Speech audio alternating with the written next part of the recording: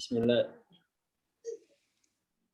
Ya, lanjut. Bismillahirrahmanirrahim. Assalamualaikum warahmatullahi wabarakatuh. Waalaikumsalam warahmatullahi wabarakatuh. Salam sejahtera untuk semua teman-teman yang hadir pada kesempatan ini. Bersyukur kehadirat Allah Subhanahu wa taala bisa hadir di Imam Ratrioso Zoom discussion. Saya baru membaca undangannya, oh ternyata ada singkatannya nih, IRZD gitu kan. Dan sudah 2 tahun. Luar biasa nih Mas Imam ini. Jadi meski di masa pandemi, di hari Minggu kita masih sempat berdiskusi secara santai, meski dilakukan secara webinar untuk sharing pengalaman, sharing perspektif ya terkait dengan tema habit reading ini. Tentu sebuah kehormatan bagi saya bisa hadir di sini karena ini acara sudah 2 tahun. Jadi kalau menurut Kotler itu mengalami satu kelulusan fase di 2 tahun pertama ini luar biasa. Kalau sebuah usaha atau sebuah organisasi sudah menginjak angka 2 tahun ini tinggal menunggu 4 tahun berikutnya, 8 tahun berikutnya gitu kan. Jadi ini sesuatu kehormatan kita berbicara dan temanya juga sangat penting, memiliki efek jangka panjang ya. Kita ngomongin habit trading itu memiliki efek jangka panjang, tapi kalau dilihat faktanya memang sangat merisaukan. Beberapa fakta yang sering disampaikan di publik itu seringkali adalah bahwa ini data UNESCO ini, apakah tahun 2000 tahun berapa saya lupa, tapi sering diulang-ulang gitu kan, dan kayaknya baru sebulan atau 2 bulan yang lalu saya baca beritanya lagi gitu kan, bahwa tingkat literate orang Indonesia ini sangat rendah, kurang lebih 0,001%, artinya dari 1.000 orang Indonesia itu hanya 1 yang rajin baca, Mas Imam. Dan itu tadi perlu kita kritisi gitu kan. Pada saat yang bersamaan kita ada di masa pandemi, dan di masa pandemi itu benar-benar sesuatu yang aneh gitu ya, kalau boleh dikatakan, karena banyak fakta-fakta literasi yang justru unik untuk kita perhatikan saat ini gitu kan. Mungkin ketika kita menghadapi masa pandemi tahun 2020 sampai sekarang tahun 2021, sebagian dari kita mungkin banyak yang di rumah tentu saja, tapi yang di rumah ngapain aja? Mungkin ada yang nonton Netflix, ada yang menggambar gitu kan, ada yang memasak, ada yang berkebun dan lain sebagainya. Tapi salah satu habit yang cukup menjadi perhatian gitu kan, salah satunya adalah membaca buku. Dan yang mengejutkan, datanya itu 35%. Kalau data dari Global English Editing itu 35% dunia membaca itu lebih banyak dibandingkan sebelum terjadi coronavirus, Mas. Meskipun Indonesia sih di data English Global Editing itu posisinya nomor 16 dari sekitar 20-an negara yang diuji. Jadi waktu orang Indonesia menghabiskan waktunya untuk membaca itu kurang lebih kalau menurut data ini sekitar 6 jam. Jadi dia posisinya di nomor 16 dari 22. Mengalahkan Amerika, mengalahkan Jerman, mengalahkan Kanada, Spain yang hanya 5 jam. Indonesia ini lumayan nih, 6 jam per hari gitu kan. Yang paling tinggi India, Mas Imam, itu 10 jam 42 menit. Jadi dalam sehari berapa jam yang dipakai oleh orang dalam membaca itu nomor 1 India, nomor 2 Thailand, nomor 3 9 jam ya. Thailand, setelah itu Cina 8 jam, Filipina tinggi 7 jam 36 menit, Mesir juga tinggi 7 jam 30 menit. Ya setelah itu ada Cekoslowakia, Swedia dan sebagainya. Jadi data yang sering kita dengar soal literasi orang Indonesia itu mungkin dari UNESCO itu mungkin tidak secara spesifik tentang buku. Kalau yang saya sampaikan ini soal buku. Jadi mungkin bisa jadi datanya memang valid gitu ya, tetapi secara umum literasi itu kan juga terkait dengan memahami sesuatu, menulis dan lain sebagainya. Tapi kalau soal membaca di masa pandemi ini, Indonesia itu sebenarnya posisinya nggak jelek-jelek amat gitu. Yang mengejutkan kan kita di atas Spanyol, di atas Kanada, di atas Argentina, di atas Turki, di atas Jerman gitu kan. Nah, ini menarik sebenarnya untuk dipublish. Sayangnya data ini hanya saya baca dari website dari Global English Editing, tidak ada pemberitaan secara spesifik dari data ini. Terus yang kedua evolusi literasi kita juga sebenarnya mengalami sesuatu yang ini secara global, secara menarik ya, maksudnya dulu tahun 1820 ya mungkin di dunia ini hanya 12% dari masyarakat dunia yang bisa menulis dan membaca, tapi sekarang ini hampir 90% bisa menulis dan membaca gitu. Artinya 1820 tuh kita masih perang di Ponorogo, Pak. Jadi nggak mikirin baca, mikirin perang. Perang ya. Tapi pada zaman itu Syekh Nawawi Al-Bantani udah menjadi imam di Masjidil Haram, Mas Imam. Iya, betul. Iya, sudah menghasilkan banyak buku gitu kan. Betul. Iya, jadi ya tadi mungkin but the show must go on. Saya kira kita di sini gitu ya, terutama yang hadir di sini, kita harus terus selalu menemukan cara ya untuk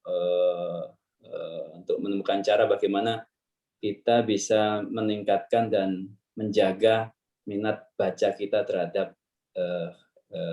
literasi, terhadap buku gitu. Bagaimana supaya tetap tinggi gitu. Karena sharing saja kita sifatnya Mas Imam, karena saya bukan seorang peneliti atau akademisi, saya lebih ke praktisi dari perbukuan. Saya bergerak di perbukuan sejak tadinya sampaikan oleh Mas Imam setelah keluar dari Gatra, jadi sekitar tahun 2007 sampai sekarang udah berapa tahun tuh? Hampir 14 tahun ya. Tapi ya baru benar-benar mendalami, menseriusi ya sekitar 6 tahun terakhir lah, 5 tahun terakhir ini. Dan kebetulan alhamdulillah sekarang saya diangkat menjadi salah satu pengurus IKP Jakarta gitu kan. Dan ketika saya masuk ke IKP Jakarta ya saya juga baru tahu ternyata memang dunia perbukuan ini sesuatu yang mungkin bisa disebut kutukan apa gimana, maksudnya orang-orangnya itu saja sebenarnya. Jadi data dan lain sebagainya menjadi PR banyak lah di dunia perbukuan gitu loh, data. Nah saat ini saya sedang merintis yang disebutkan oleh Mas Imam, ada Rene Book itu untuk buku-buku umum, ada Turas Pustaka untuk buku-buku Islam, ada Rene Islam untuk buku-buku yang kontemporer, ada Rene Love untuk buku-buku remaja. Jadi semuanya dalam spirit menjadi akses literasi peradaban. Jadi kalau kita ngomong membaca, ngomong buku, itu selalu terkait dengan potret atau mimpi peradaban sebuah bangsa. Makanya semakin tinggi minat baca sebuah masyarakat, sebuah bangsa, itu bisa menjadi tolak ukur sejauh mana peradaban yang sedang dirintis gitu. Karena hampir semua peradaban besar di dunia itu, apakah itu zaman Sumeria di mana di sana ditemukan tablet gitu kan, sampai akhirnya ada Baitul Hikmah, sampai ada literasi yang dari masyarakat Assyria gitu kan, India, sampai akhirnya sekarang zaman Steve Jobs ada iPad, itu semuanya terkait dengan bagaimana kemudian literasi peradaban, literasi berupa buku itu. Jadi kata kuncinya sebenarnya kalau spirit yang sedang kita bangun ini Mas Imam ya, bagaimana kata kuncinya itu adalah akses. Jadi ini menurut saya kata kunci yang akan membedakan semangat kita untuk membaca atau tidak membaca. Jadi akses itu sebenarnya yang membedakan antar manusia, Mas Imam. Jadi kalau kemarin saya jalan sama anak saya gitu kan, kita jalan di mall, kita jalan di jalanan Jakarta gitu kan, saya ajukan pertanyaan, apa yang membedakan kita yang katakanlah naik motor atau kita yang di dalam mobil dengan orang yang di jalan, dengan orang yang berjibaku mendapatkan uang di pinggiran jalan dan lain sebagainya. Itu adalah kata kuncinya di akses. Bagaimana akses terhadap ekonomi, akses terhadap ilmu, akses terhadap kesempatan, bahkan sampai pada akses terhadap politik. Kalau dalam bahasa agama kita sering mendengar sindiran ya dari Gusti Allah itu kan, hal yastawil ladina ya'lamun wal ladina la ya'lamun. Apakah sama orang yang tahu sama orang yang tidak tahu, atau dalam bahasa yang lain, apakah sama orang yang berilmu tidak berilmu. Jadi yang membedakan antara kita semua ini sebenarnya adalah ilmu gitu loh. Sejauh mana kita memiliki ilmu yang benar-benar katakanlah bisa memberikan manfaat untuk diri kita maupun orang lain. Jadi kembali lagi ke tema kita, disinilah sebenarnya pentingnya membaca, Mas Imam, gitu kan. Karena di sisi yang lain, menurut penulis ada satu buku bagus nih mungkin bisa dibaca itu, judulnya itu On Board Reading. Ada satu lagi judulnya How We Read, itu karangan seorang ahli saraf kognitif dari universitas di Amerika. Dia menyatakan, menarik menurut saya, manusia itu tidak pernah dilahirkan untuk membaca. Jadi cetakannya manusia itu bukan untuk membaca. Jadi dari situ dia melakukan penelitian tuh, mulai dari zaman tadi yang saya sebut Sumeria tadi, sampai ke tablet yang dibaca di zaman Sumeria, sampai ketemu dengan tablet di eranya Steve Jobs ini, di era digital ini, menunjukkan bahwa otak manusia itu berkembang. Jadi otak manusia pada zaman Sumeria dengan otak manusia di zaman kita itu sudah berbeda. Karena di situ ada adaptasi. Nah, sekarang kita menghadapi, nanti kita bisa bicarakan menghadapi kondisi di mana kita sudah tidak lagi membaca seperti tahun 80-an, 90-an. Kita membaca buku itu ya membaca handphone, membaca layar, membaca tablet, membaca komputer gitu kan. Itu sesuatu yang tidak ada sebelum tahun 80. Ya 80 90-an. Artinya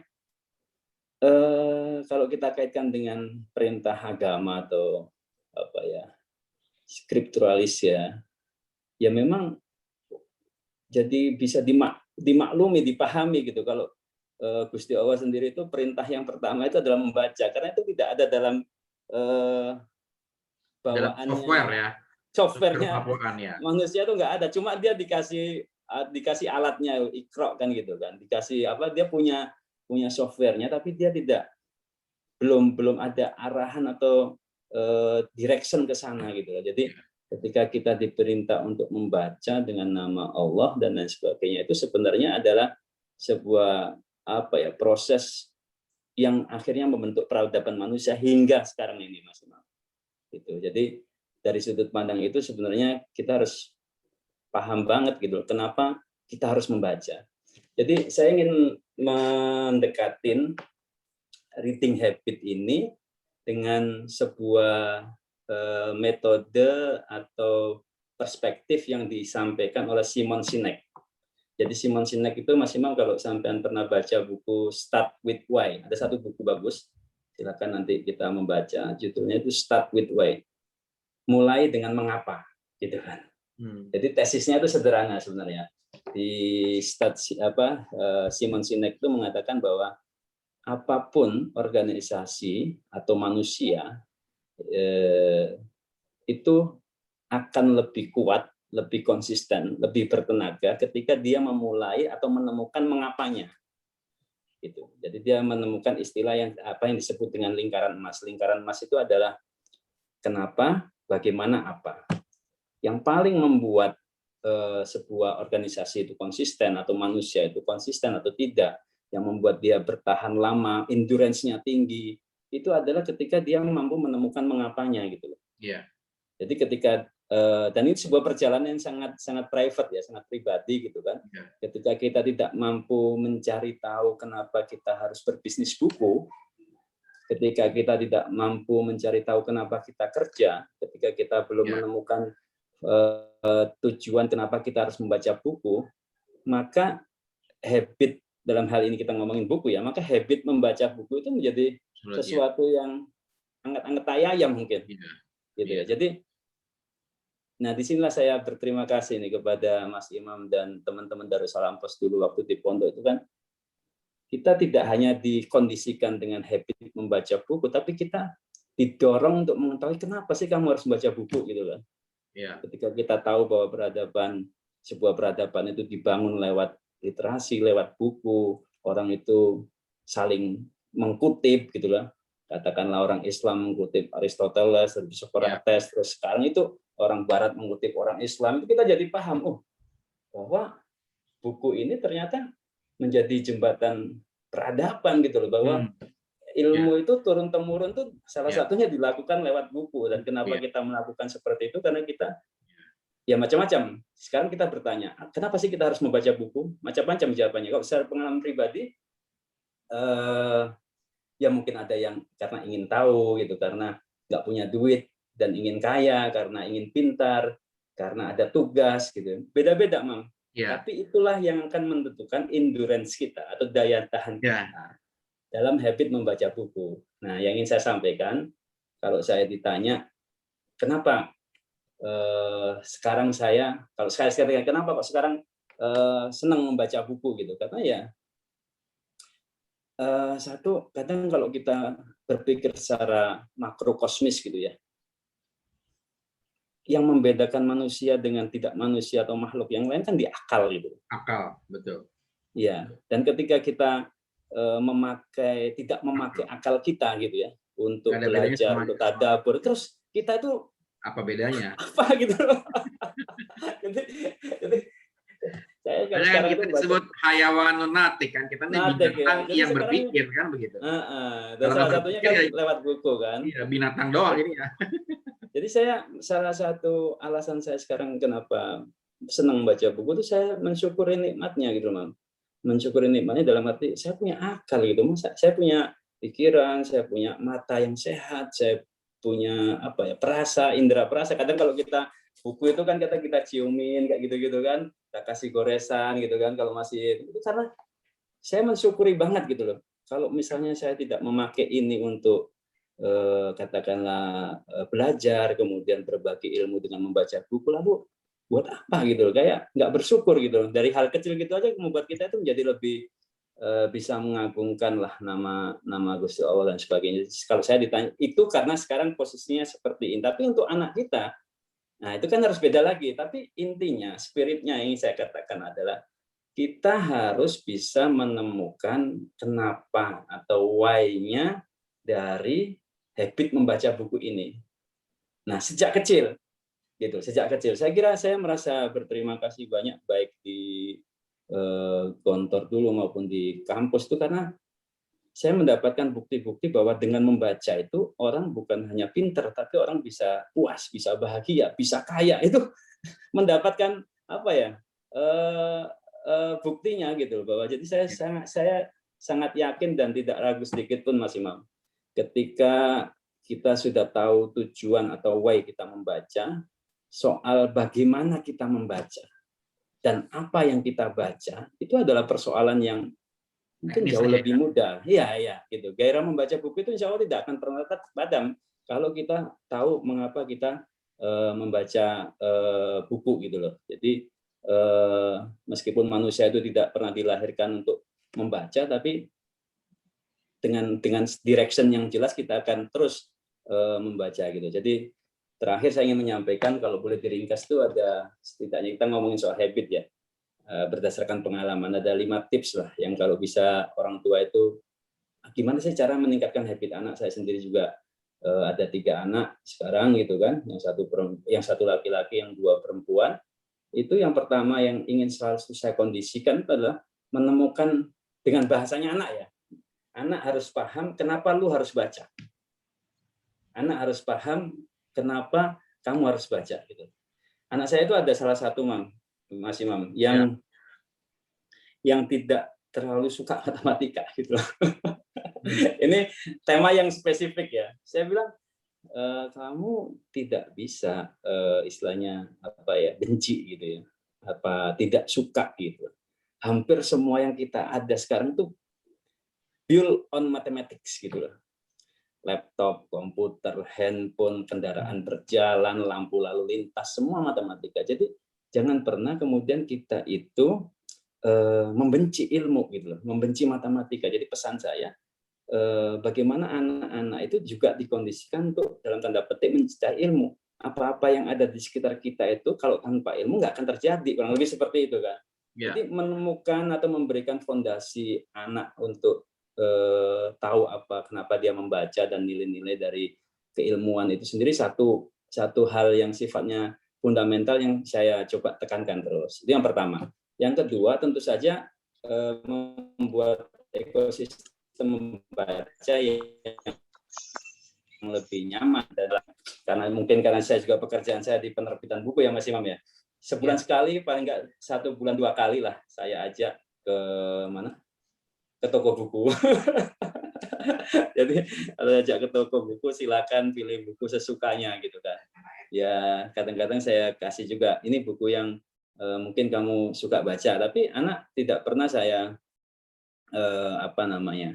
saya larang-larang dalam arti kecuali memang berbahaya banget ya, tapi masuk ke buku silakan ambil apa yang dia mau, ngambil 1 mau ngambil 2 gitu loh.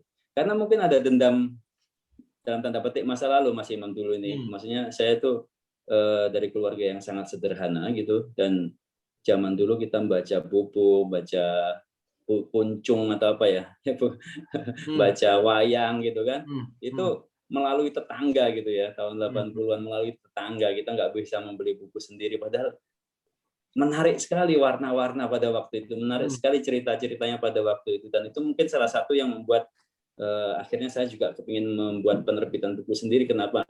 Karena banyak sekali di Indonesia ini anak-anak bangsa ini yang belum terakses, sekali lagi kata kuncinya belum terakses oleh buku-buku yang berkualitas gitu loh.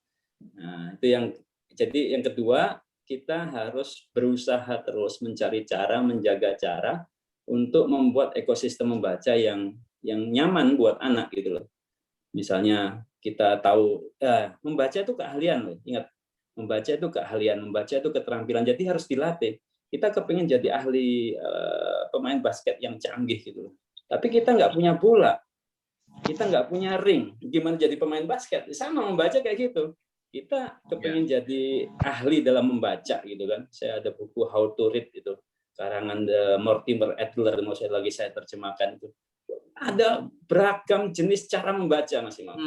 Yang kita analytical reading, apalagi experimental reading, macam-macam itu tebal itu buku tahun 1900-an awal itu. Jadi kok ini buku seperti ini saya yakin juga belum diterjemahkan ke bahasa Indonesia. Nah, itu literasi sebenarnya kita harus mengembangkan skill membaca anak kita. Jadi anak kalau misalnya membaca terus kok nggak paham ya maksudnya apa, itu menjadi malas dia membaca. Iya. Gitu. Betul. Gitu. Terus yang juga perlu, ini yang berat ya, tapi harus kita lakukan. Kita harus menjadi contoh, menjadi teladan anak kita. Ini mungkin satu pertanyaan sendiri. Kalau bapaknya nggak suka membaca, bagaimana? Nah itu kan jadi pertanyaan tersendiri yang bisa kita diskusikan. Tapi ekosistem itu harus dimulai dari orang tua juga. Gitu. Sering juga saya memberikan buku-buku serial yang lagi rame dibicarakan, Mas Imam. Jadi misalnya Tereleye ya, Tereleye, terus kemudian siapa lagi itu Harry Potter gitu kan. Ya anak usia generasi Z yang sekarang mungkin tidak semua juga tertarik dengan Harry Potter, tapi saya kasihkan terus bukunya siapa namanya Dunia Sophie. Jadi banyak sekali buku-buku yang saya sodorkan gitu kan. Apakah dia nanti akhirnya membaca atau tidak, yang penting saya sudah memberikan pilihan, dan kadang setelah dibaca kita buat ruang diskusi. Tidak terlalu sering, tapi saya berusaha untuk bertanya gitu kan. Jadi kita bisa memberikan sajian serial buku yang menarik buat anak, itu juga salah satu cara. Dan yang kedua, jangan juga terlalu gatal untuk mengkritik anak soal buku, karena itu bisa membuat ceklek lah bahasa Jawanya. Jadi anak itu biarin aja dia mau baca buku yang ya asal jangan yang kita pasti tahu lah, domir kita bisa ngomong ini buku jangan nih, gitu. Jangan bisa kayak gitu kayak. Terus yang juga nggak kalah penting Mas Imam, buat ritme. Jadi jadi saya sampaikan juga di teman-teman IKAPI, gerakan kenapa misalnya tidak ada gerakan yang kontinu ya, terutama dari atas gitu ya, tentang misalnya kewajiban untuk membaca buku satu bulan gitu kan, gerakan one book one month, gerakan one day one page atau apalah istilahnya gitu kan. yang membuat orang itu jadi tahu bahwa ini sesuatu yang harus diprioritaskan.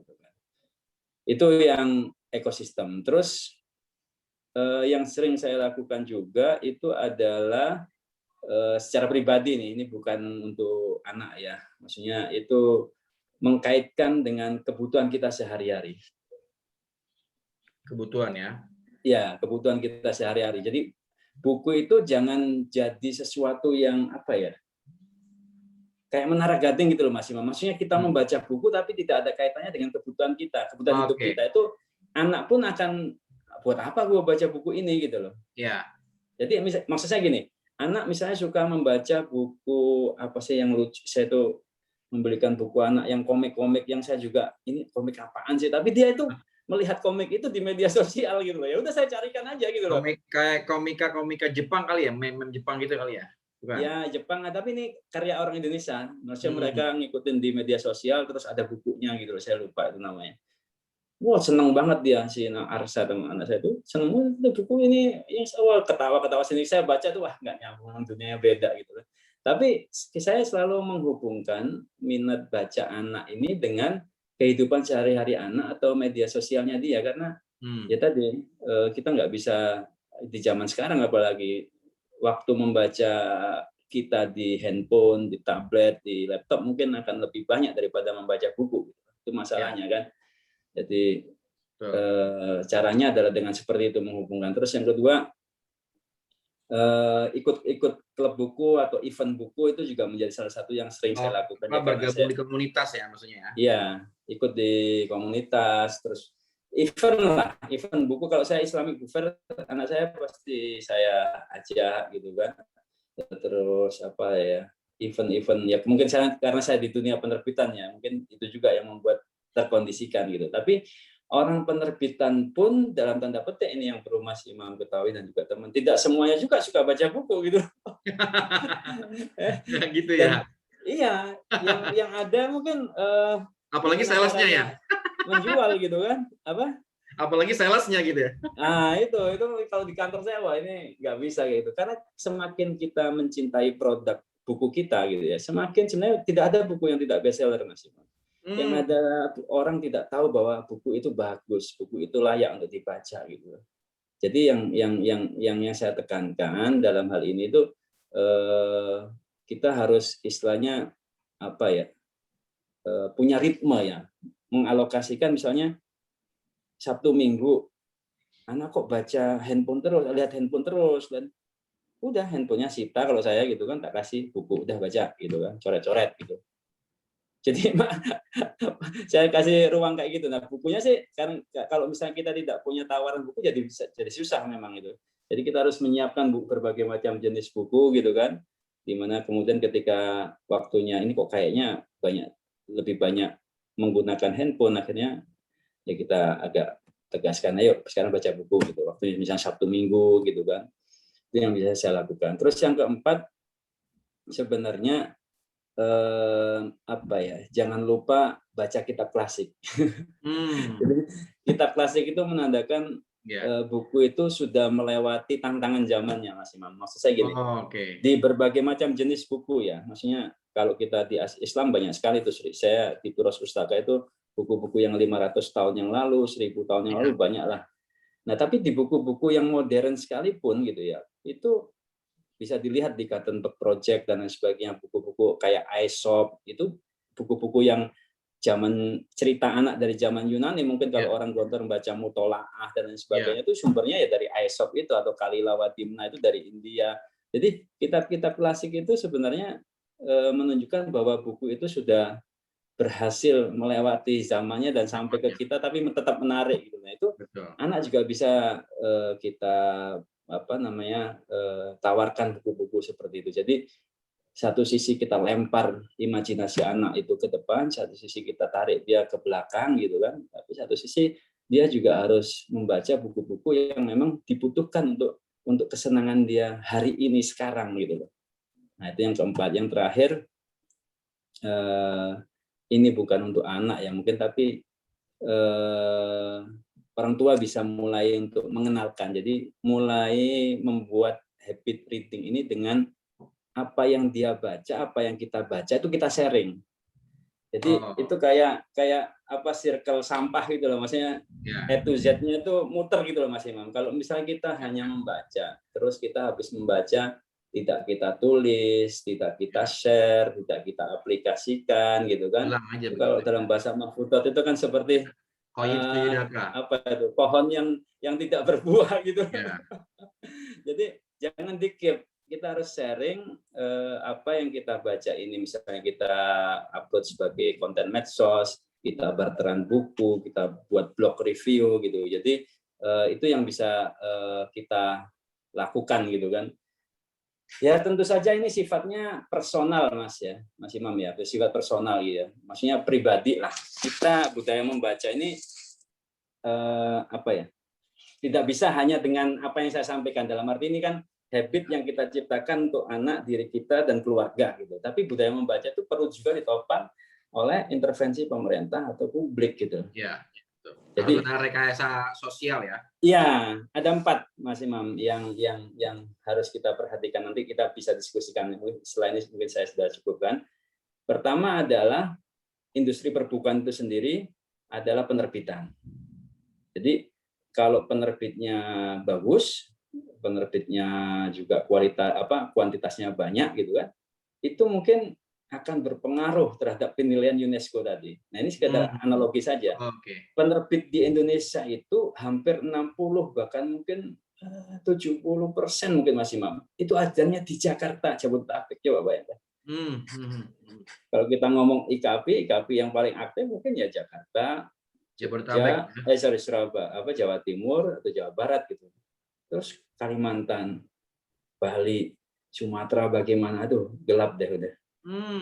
Datanya mungkin nggak ada itu.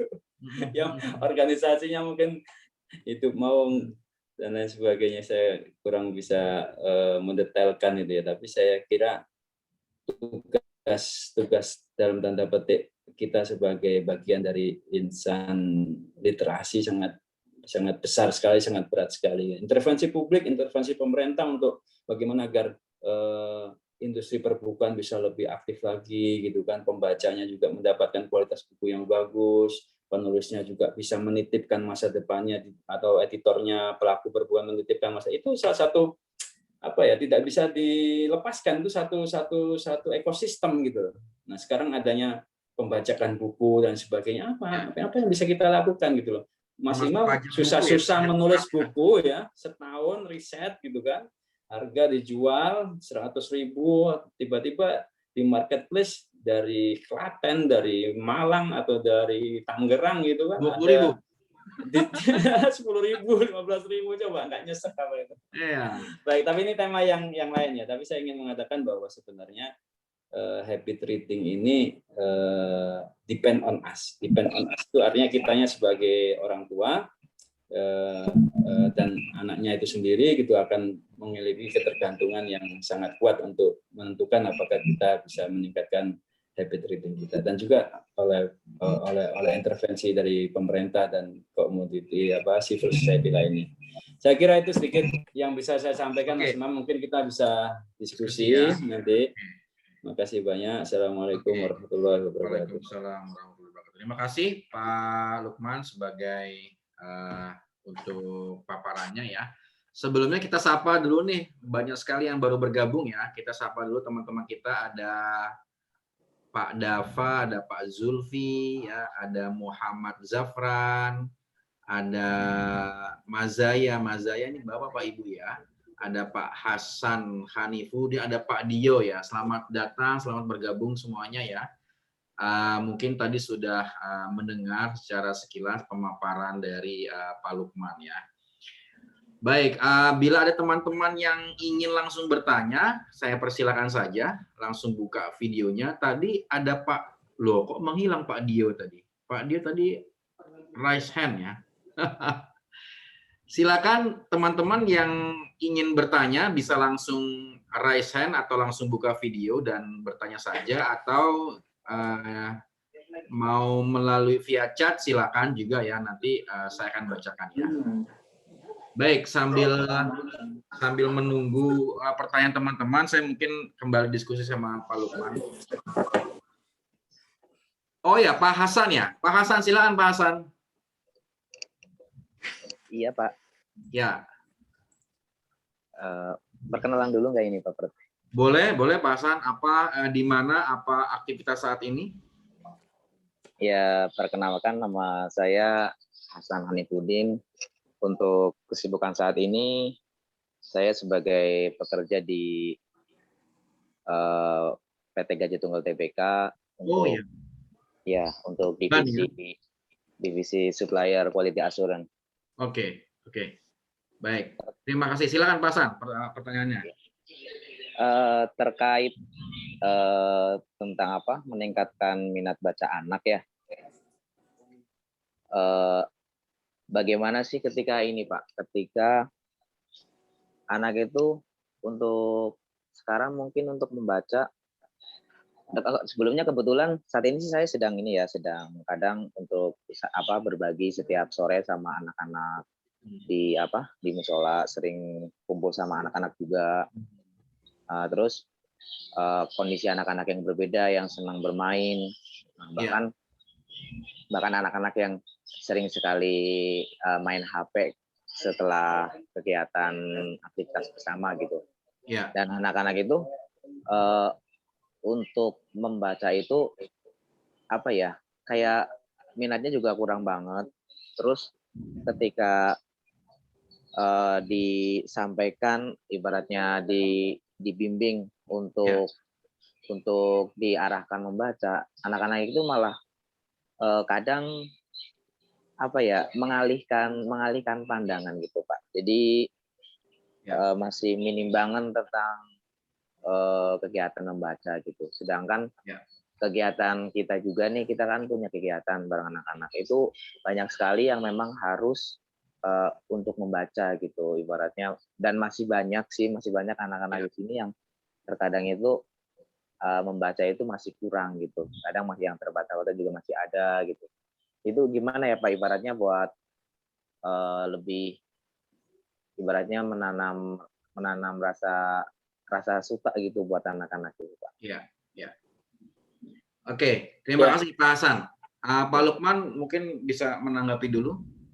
Ya, ada satu nasihat yang sangat saya ingat ya. Dulu ada salah satu pakar psikologi Islam gitu ya. Mungkin Mas Imam juga tahu ya, Profesor Ahmad Mubarak. Jadi dengan anak itu berlaku filosofi menanam di musim kemarau, Pak. Jadi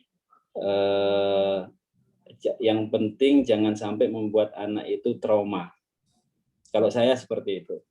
Karena bisa jadi kita memberitahu anak hari ini gitu ya, nggak paham gitu, nggak mudeng gitu, nggak mau gitu. Padahal kita tahu bahwa ini sesuatu yang bagus untuk dirinya, untuk masa depannya dan lain sebagainya gitu. Nah gitu saya lebih lebih mengedepankan bahwa ya kita harus mengambil posisi dalam hal ini itu bersyukur dan sabar pada saat yang bersamaan. Dalam arti gini, dia kadang baca, kadang enggak, ya alhamdulillah gitu kan, besok kita coba lagi gitu. Itu jauh lebih lebih membuat anak itu suatu hari akan, oh iya saya dulu kayaknya dikasih bapak buku komik Shinchan misalnya gitu, dikasih kalau Shinchan itu generasi saya ya, dikasih buku Harry Potter, dia kasih bapak buku Terelie gitu ya. Saya sempat membaca tapi nggak sampai selesai misalnya kayak gitu. Itu akan membuat anak di usia dewasanya ya, usia 25 tahun ke atas gitu, itu membuat dia memiliki memori yang positif tentang membaca gitu. Tapi ketika kita banyak melakukan proses pelarangan atau bahkan disiplin yang membuat anak pemaksaan, itu justru menurut saya akan berbahaya gitu. Jadi ya, menanam benih di musim kemarau ini mungkin tukulnya tidak bisa kita harapkan seperti yang kita harapkan Pak, tapi mungkin suatu hari ketika anak sudah dewasa itu akan membuat anak senang dengan membaca. Dan saya sama Mas Imam ini karena dulu udah 30 tahun ya. Ya tidak semua anak pondok juga suka membaca, Mas Imam ya. Mungkin itu mungkin hanya 10%, 20% yang membaca, berlaku hukum Pareto lah. Tapi dulu kita membaca buku yang mungkin kalau orang-orang itu kayaknya tuh, membaca buku-buku terbitan filsafat, filosof Islam yang diterbitkan oleh Mizan gitu kan, apa itu, Ilmu Huduri, sampai sekarang aja saya kepengin nyari buku itu buku yang saya baca di filsafat aja nggak paham gitu kan. Dulu waktu kelas SMP kelas 3 lah hitungannya, kita membaca buku itu, Mas Imam ya. Kashful Mahjub. Kashful Mahjub itu yang buku yang mungkin kita baca sekarang aja mungkin kita masih mengerutkan. Masih belum paham. Iya gitu, tetapi kan bukan itu ketika kita beraktivitas di dunia anak mulai belajar memunculkan ketertarikannya terhadap buku, kan dia beli buku, baca, nggak paham, baca depannya, bagian belakangnya, didiskusikan gitu kan. Jadi kalau boleh saya memberikan masukan, pertama tadi kita terapkan filosofi menanam benih di musim kemarau, berharap semoga suatu hari ketika hujan datang gitu kan, ya itu tukul lah ke minat membacanya itu. Dan saya juga dulu karena mungkin membeli buku aja susah gitu kan, baru mulai benar-benar membaca, istilahnya mulai minat membaca ya ketika kuliah gitu kan. Mas Imam ini karena mungkin dulu berkelimpahan gitu ya, beli buku banyak. Kita yang baca bukunya gitu loh. gitu loh. Jadi jangan sampai trauma, Pak Hasan. Maksudnya anak kita jangan sampai trauma, justru kita harus memberikan kesan yang positif dengan membaca itu, kita menjadi lebih ini. Dan membaca itu tidak harus dalam tanda petik buku ya. Sekarang saya juga lagi menerjemahkan banyak buku ini Mas Imam soal literasi, perubahan, revolusi digital kan mengalami apa ya namanya,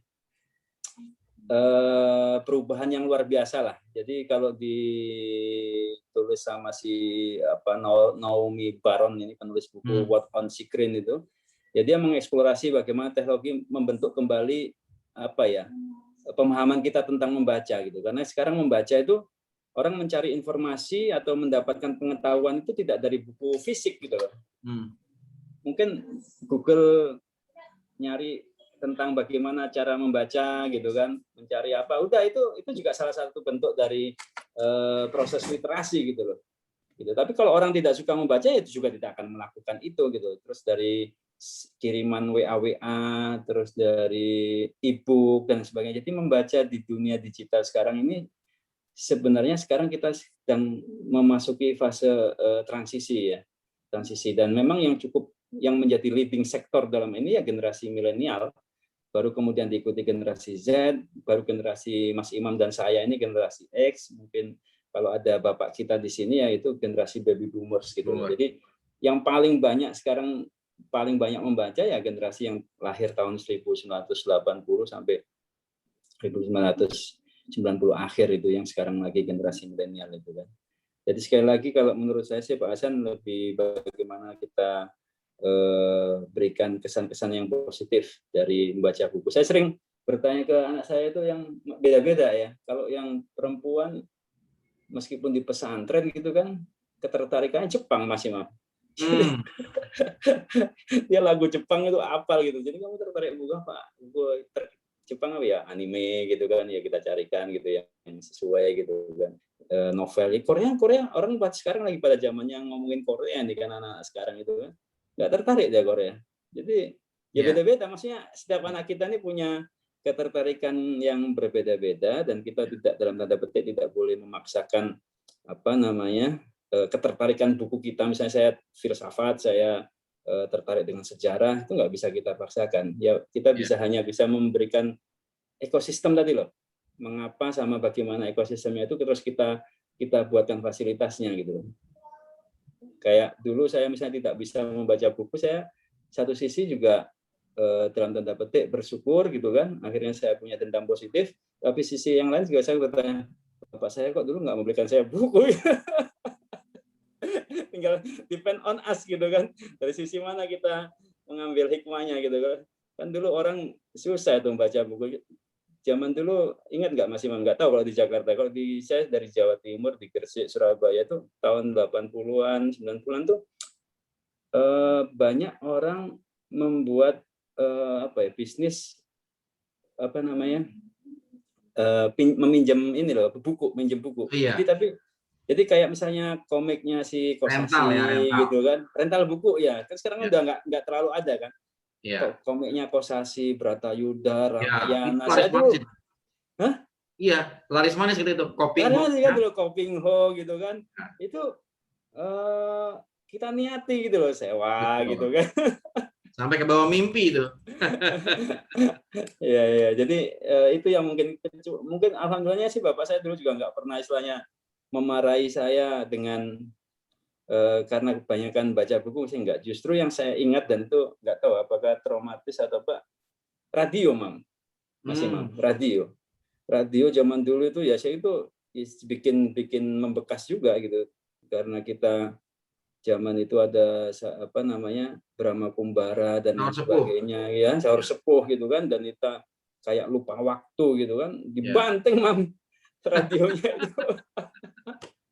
Jadi itu yang membekas juga gitu, maksud saya untungnya sih radio gitu loh, bukan buku. Kalau buku kan itu mungkin berbeda ceritanya, tapi untungnya itu radio gitu ya, jadi kita nggak terlalu radio ya kayak gitu aja sih, saya merasa sih nggak terlalu punya ikatan. Tapi kalau buku itu ada dendam positif seperti itu, saya kira itu Mas.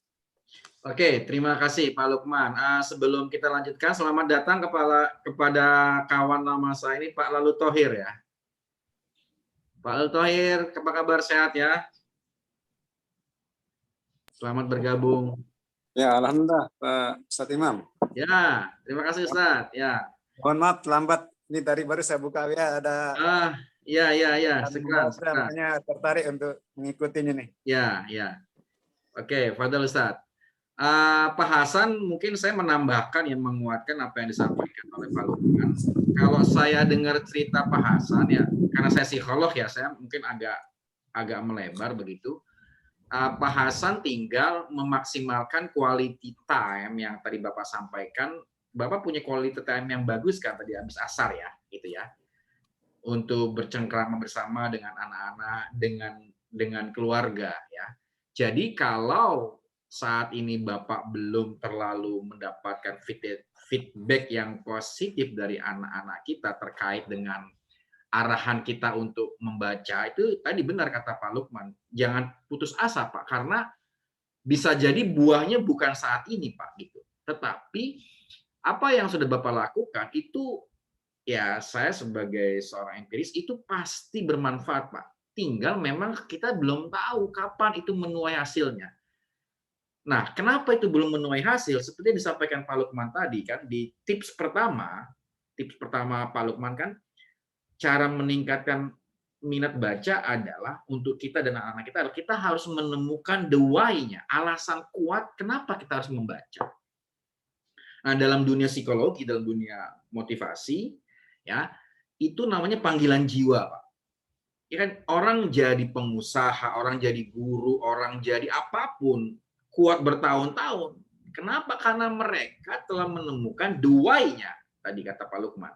Telah menemukan panggilan jiwanya, filosofinya, sehingga dengan itu dia nyemplung, udah matinya dalam kecintaan itu. Nah, proses perjalanan ini kan yang tidak mudah, ya, tidak jalan lurus, tidak ihdinas siratal mustaqim, bisa jadi belok-belok, ya kan?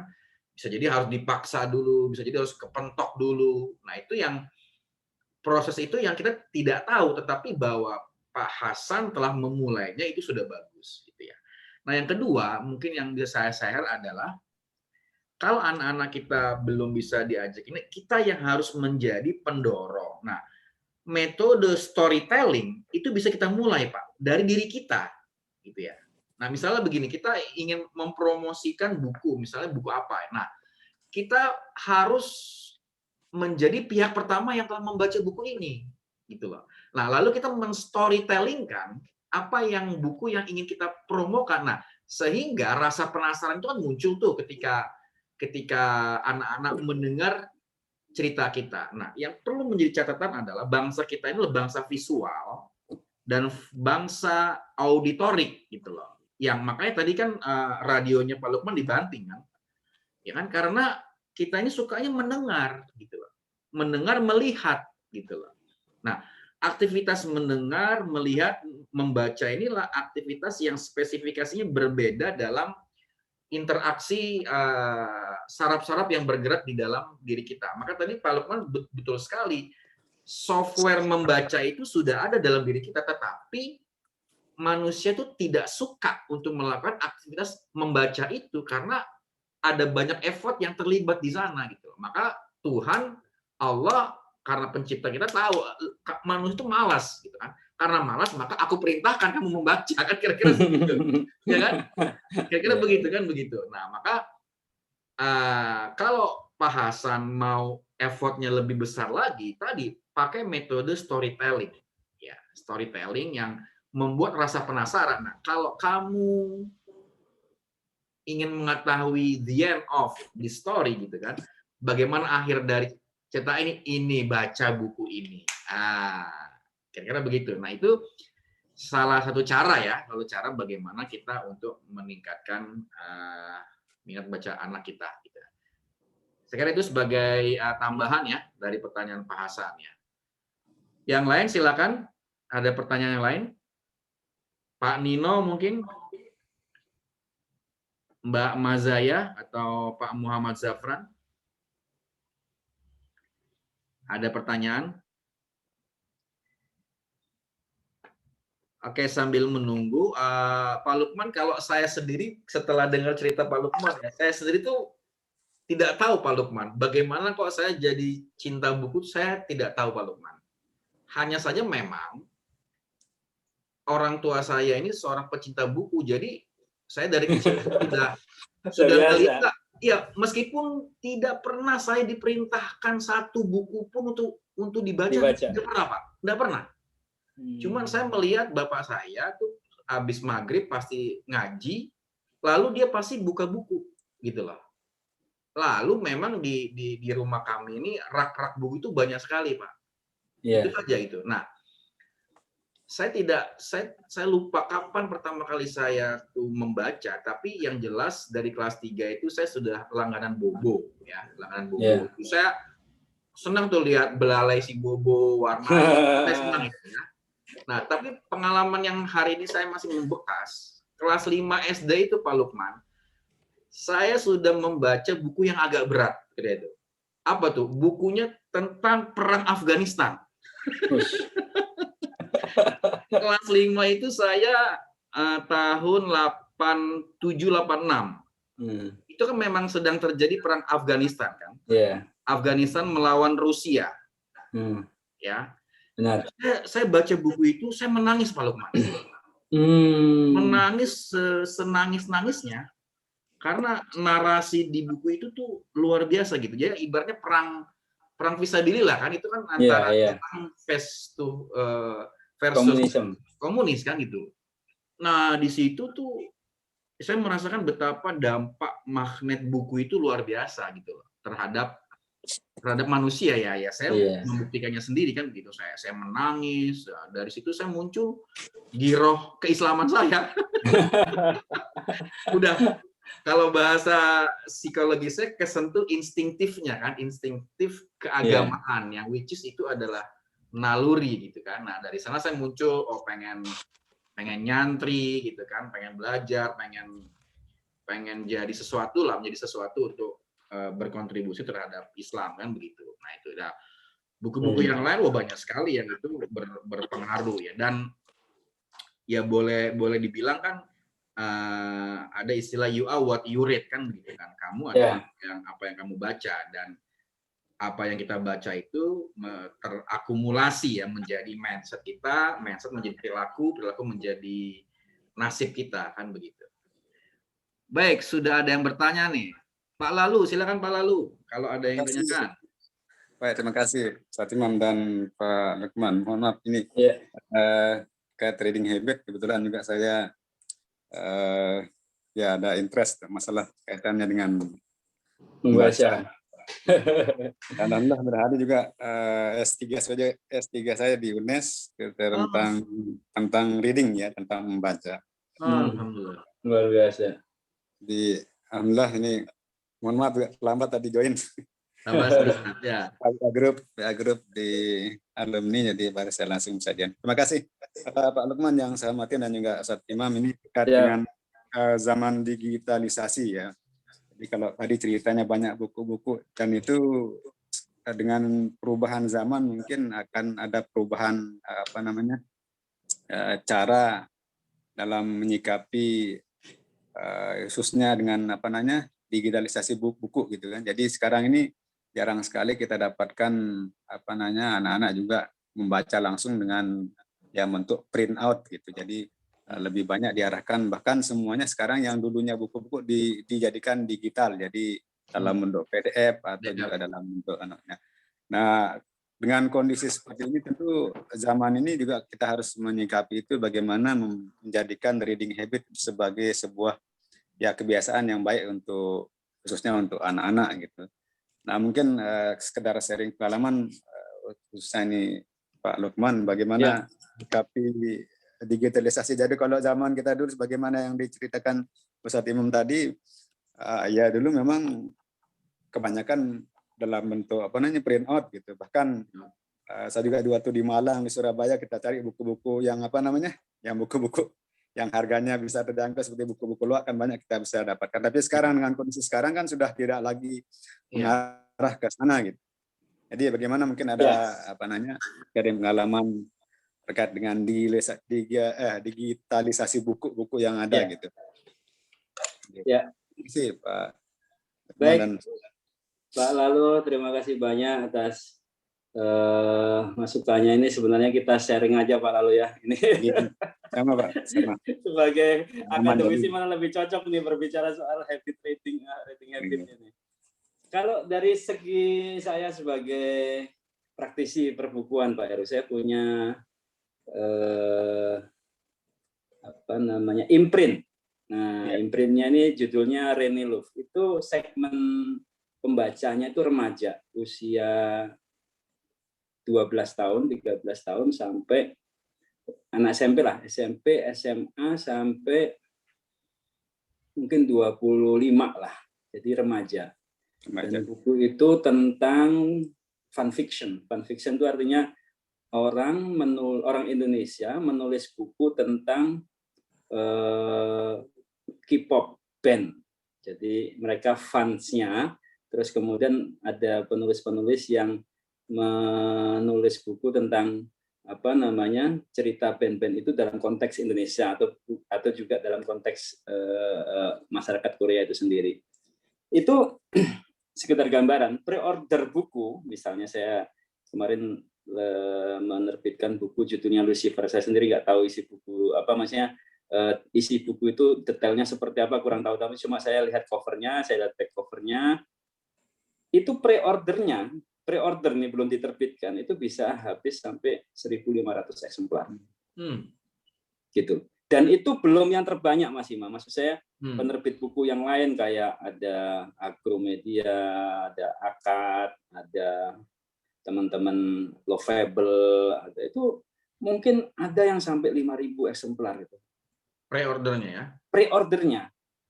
Jadi saya itu kadang tidak percaya dengan masih meragukan dengan data-data yang menyebut bahwa minat baca anak kita itu turun, lebih banyak membaca buku lewat e-book dan sebagainya gitu. Kalau saya melihat, dan mohon maaf, harganya Mas Imam 150.000. Anak SD, anak lulus SD, SMP, SMA gitu kan, sampai kuliah, itu satu buku itu isinya macam-macam. Kadang dikasih posternya, kadang dikasih pokoknya apalah yang terkait dengan kadang pita, kadang block note. Jadi paket gitu loh Mas Imam. Iya. Gitu. Jadi satu itu saya ingin mengatakan bahwa tantangan revolusi digital ini mungkin belum sepenuhnya nyampe ya ke Indonesia. Iya, iya. Tidak sepenuhnya seperti yang dicemaskan ya. Iya, saya melihat minat baca anak-anak remaja kita itu, kalau kita ketemu tema yang cocok, itu bisa sampai 40.000, 50.000 eksemplar bisa terjual, Mas. Jadi dulu waktu saya menerbitkan buku My Own Word itu, mewarnai untuk orang dewasa, tapi ternyata itu untuk remaja juga. Itu sampai puluhan ribu eksemplar, dan itu menurut saya jackpot ya, maksudnya itu sesuatu yang mengejutkan. Ternyata kalau misalnya memang suka, itu repetisi bukunya, ketok tularnya, itu mereka sudah membeli atas dasar emosionalitas, Mas Imam. Gitu. Jadi peer group di buku itu sangat terjadi. Misalnya si A sudah membaca buku kita, terus temannya belum membaca, itu bisa beli hanya karena temannya membaca. Gitu. Jadi dari sisi saya ingin mengawali ini, saya ingin menceritakan bahwa minat baca remaja kita itu, kalau dari sisi buku-buku remaja sebenarnya masih cukup tinggi gitu loh, masih cukup tinggi dalam arti yang saya alami ya. Saya belum menemukan datanya secara pasti, tapi teman-teman yang ada di dunia remaja ini, misalnya gini, sekarang yang juga lagi menjadi fenomena, Mas Imam. Influencer followernya jutaan, influencer followernya interaksinya ribuan, bahkan ratusan ribu interaksi komennya gitu kan. Itu banyak yang didekati sama penerbit gitu kan. Terus kemudian akhirnya mereka membuat buku gitu kan, dan bukunya itu juga laku gitu. Ya lakunya terus dari offline yang dijual dari mulai terbit sampai sekarang, misalnya Ria Ricis gitu kan. Banyak itu penulis-penulis yang saya lihat berawal dari positioning dia sebagai influencer di media sosial. Baru kemudian dia nulis buku, dan bukunya dikunyah oleh followernya gitu loh. Gitu. Nah, yang ketiga yang mau saya sampaikan juga terkait dengan e-book buku fisik gitu ya. Kalau melihat data yang saya ketahui ya dari Global English Editing ini, sebenarnya cetak itu memang mau nggak mau mengalami penurunan gitu ya, mengalami penurunan karena kan banyak toko yang tutup dan lain sebagainya gitu. Tetapi e-book juga tidak mengalami kenaikan gitu. E-book juga tidak mengalami kenaikan. Dan dulu 10 tahun yang lalu ketika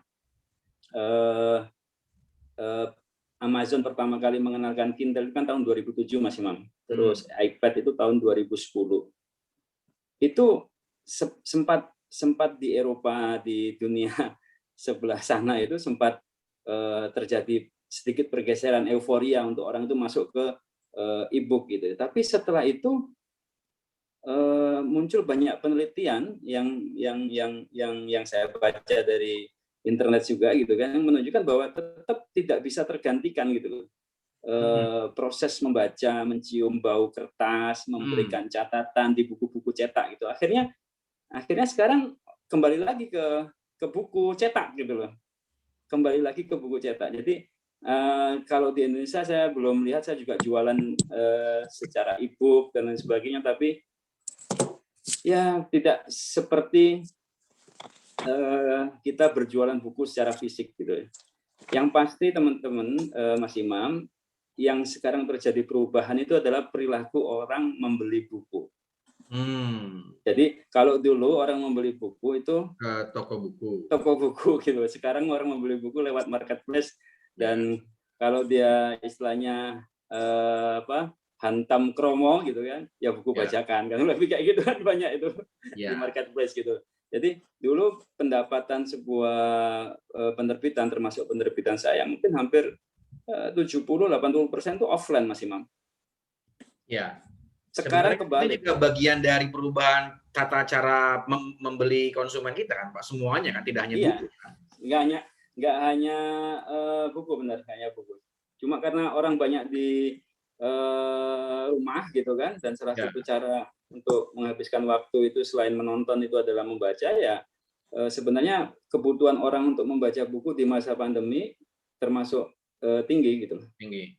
35% tadi secara dunia ya. Ya. Oke. Semoga itu menjawab ya Pak Lalu ya. Ya. Mohon maaf boleh. Ya, silakan. Betul. Terima kasih Pak Imam dan Ustaz Imam dan Pak Lukman. Jadi tadi ada kata kunci yang mungkin bisa saya bisa kita diskusikan lebih lanjut terkait dengan minat atau interest tadi. Jadi betul sekali, saya kira itu mungkin salah satu kunci untuk masuk. Dan ini Pak Ustaz Imam ini sebagai psikolog, bagaimana terkait dengan bagaimana meningkatkan minat baca. Jadi judulnya kan reading habit ini. Dan terkait dengan digitalisasi tadi memang disampaikan kalau data yang disampaikan, kalau menurut saya mohon maaf karena itu memang kalau kita ambil prosentasi mungkin jumlahnya sekian itu jumlah yang disebutkan tadi itu minat membaca order itu sekian, kalau di rata-ratakan dengan jumlah anak-anak di Indonesia itu saya kira mungkin masih berapa persen gitu kan. Itu ukurannya. Nah, kalau menurut saya mungkin di antara untuk meningkatkan minat atau interest tadi yang memang itu yang perlu dianakkan, karena memang mungkin ketidaktahuan gitu. Kalau dulu mungkin Pak Imam, Ustaz Imam ini tahu kadang kalau zaman-zaman 90-an itu kan banyak istilahnya tuh istilahnya Ustaz Imam buku pameran buku, event. Nah, saya kira book fair. Nah, itu yang saya lihat sekarang ini tidak banyak itu kayaknya. Mohon maaf, saya mungkin kadang-kadang tidak tahu karena mungkin tidak tinggal di Jawa gitu. Kalau book fair itu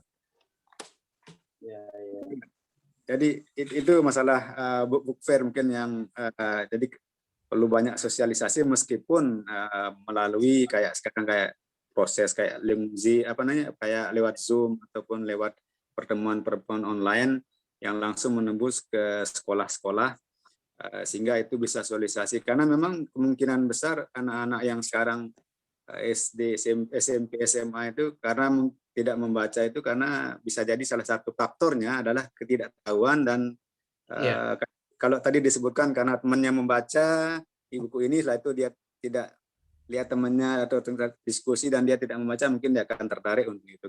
Nah, itu diantaranya adalah karena ketidaktahuan sehingga dia untuk membaca itu gitu. Setuju. Dan disampaikan juga memang ya tentu e-book ataupun itu tidak lebih baik lah, artinya menurut saya tidak lebih baik daripada buku yang dalam bentuk cetak dengan segala macam kelebihan dan kekurangan masing-masing. Dan diantaranya kalau print book bisa kita catat, bisa kita tulis, belum lagi kalau e-book itu kan berpengaruh juga terhadap terhadap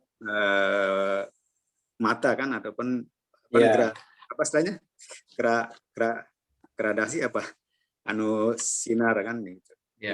Jadi ini khususnya psikolog ini Pak Ustaz Imam ini, jadi bagaimana menurut antum ini terkait dengan psikolog anak-anak terkait dengan tadi masalah minat atau interest membaca itu mungkin yang harus kita mencoba untuk mensosialisasikan, yang menurut saya tadi kata Pak Lukman itu terkait dengan interest, diantaranya adalah dengan melalui kalau dalam istilah pergaulan kan biasanya orang akan dilihat ataupun dari kawannya ataupun kawannya itu akan mempengaruhi dia dalam melakukan segala sesuatu.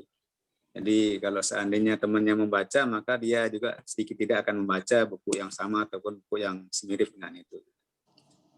Mungkin itu yang bisa saya sampaikan, Ustaz Imam. Terima kasih, Pak Lukman juga.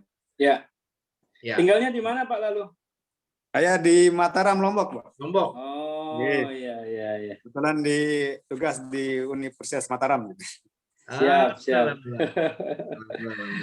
Baru 2018 baru pulang dari Semarang. Semarang ya. Di UNES, Pak. Iya, ya. Alhamdulillah. Ya, sebenarnya ini Pak Imam, Mas Imam, ya. di market share-nya tadi kan soal event book fair ya. Jadi tadi ada yang saya sebut ekosistem perbukuan di Indonesia itu harus apa ya istilahnya, masing-masing pihak ini harus tahu tugas dan tanggung jawabnya masing-masing. Masih gini, ada 4 kan paling tidak. Satu, dunia penerbitan buku.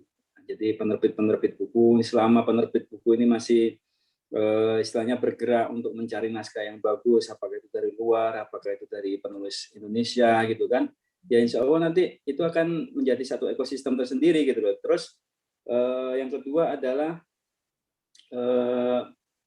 perpustakaan gitu kan. Ya kita coba, kalau di antara kita sendiri berapa orang yang dalam 1 bulan ini datang ke perpustakaan gitu kan.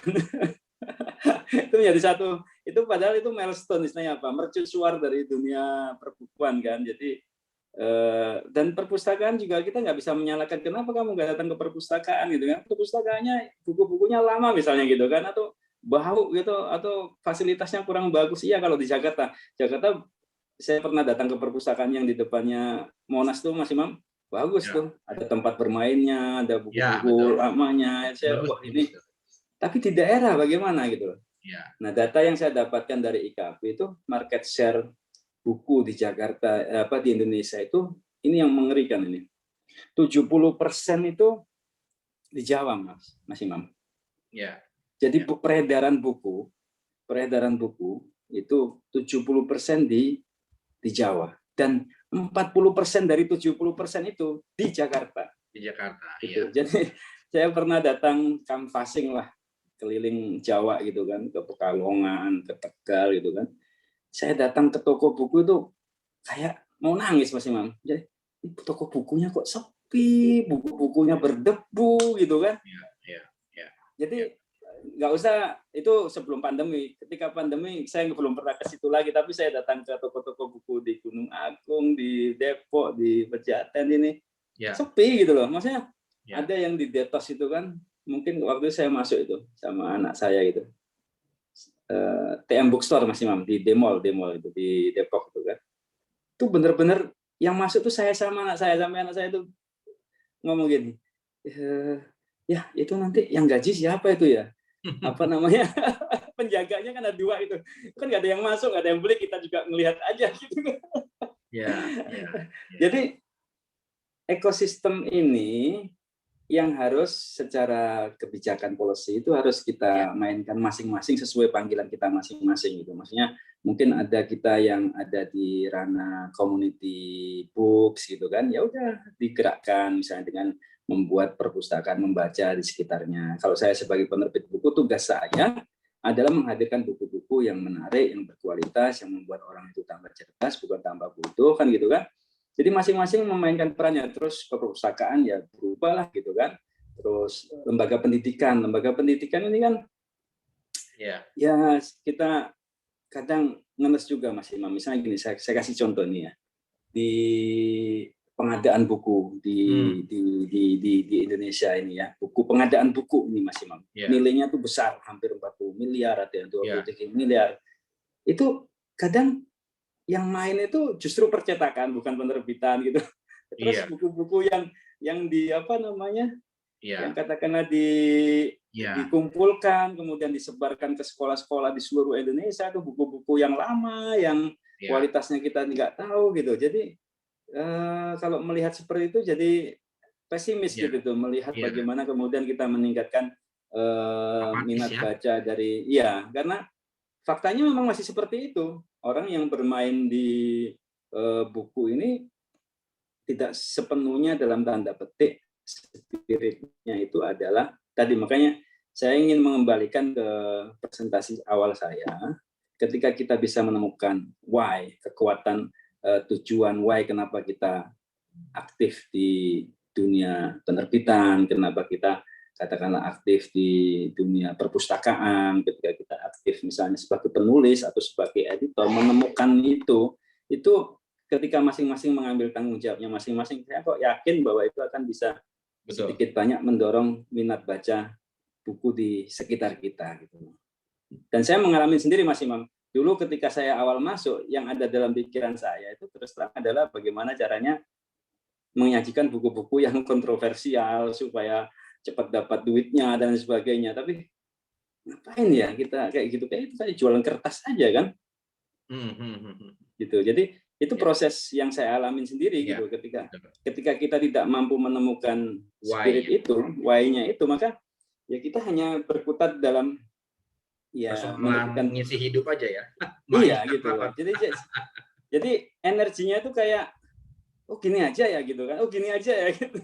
Tapi ketika kita oh ternyata kita membuat buku ini ternyata sesuatu yang bisa mulia, sesuatu yang bisa membuat berdampak untuk masyarakat, untuk bangsa dan sebagainya, itu sesuatu yang itu energinya menjadi besar. Dan ketika sekali lagi ketika kita berhasil menurunkan itu ke tim kita, itu menjadi kekuatan yang lebih besar lagi gitu. Nah, kenapa kita akhirnya dalam tanda petik bersama Ustadz Anis itu mendirikan pesantren wali gitu kan? Nah, itu satu hal lagi gitu loh. Gerakan minat baca, gerakan buku ini tidak bisa dilakukan secara parsial, penerbitan toh atau perpustakaan toh, dan juga tidak bisa dilakukan dan didekati hanya dari satu sisi misalnya bisnis Mas Imam. Iya. Makanya kita memakai pendekatan wakaf gitu. Coba beberapa bulan yang lalu ada wartawan senior udah pensiun, pindah rumah, perpustakaan pribadinya itu buku-buku tahun 70-an, 60-an Mas Imam. Saya dipanggil. Ini gimana, gimana Mas Lukman ini? Bisa nggak kamu borong semua ini, kamu ambil semua gitu? Ini ambil apa borong gitu loh? Ambil aja semua katanya gitu. Iya. Dan banyak orang seperti itu gitu. Tapi di sisi yang lain kita misalnya datang ke pelosok lain di Indonesia gitu ya, nggak usah Indonesia, di Jawa, banyak sekali orang-orang yang tidak bisa mendapatkan sebuah akses terhadap buku tadi gitu loh. Jadi ini wakaf akses literasi buku ini juga sesuatu yang juga mungkin bisa suatu hari bisa menjadi solusi untuk kekurangan bacaan yang berkualitas di anak-anak kita gitu. Ya, betul.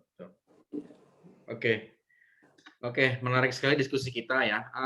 Saya mungkin menambahkan kalau tadi pertanyaan Pak Lalu ya, kalau dari sudut pandang psikologi ya.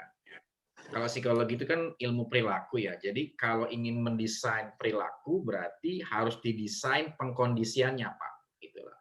Kalau kita ingin membiasakan anak itu makan apa ya, berarti harus dikondisikan anak itu untuk makan gitu. Nah, berarti membaca, berarti harus dikondisikan anak itu untuk membaca. Nah, ini perlu rekayasa sosial memang gitu. Nah, maka ada unsur-unsur pemaksaan itu penting juga meskipun tidak the only one way ya. Misalnya ada penugasan baca buku ini ya kan, kalau tidak kamu akan dapat hukuman, itu perlu juga dilakukan dan sepertinya sudah dilakukan oleh dunia pendidikannya. Tetapi yang lebih penting lagi adalah tadi ekosistem dan harus melibatkan banyak hal gitu ya. Kita masih ingat fenomena tahun 2000 ya, 2001 atau 2002 meledaknya film AADC. Pertama, ada Apa Dengan Cinta yang mengorbitkan banyak artis gitu ya. Tapi bersamaan dengan itu film yang sangat bagus karena banyak pesan. Di antara pesannya adalah ketika ada sebuah scene, si Cinta dan si Rangga memegang buku Akunya Chairil Anwar. Padahal itu buku lama sekali. Itu booming dan buku itu jadi dicari-cari orang itu. Nah, ini kan sebuah pesan yang tidak directly tetapi dampaknya luar biasa. Nah, rekayasa sosial itu harusnya seperti itu gitu loh. Nah, sekarang fenomena-fenomena media kita seperti apa? Hari ini acara apa yang berkualitas? Bisa dihitung dengan jari ya, dari dulu ya, kalau nggak Kick Andy, Najwa ya, atau Pak Mario nggak nyampe 10 yang berkualitas, yang mengajak berpikir ya.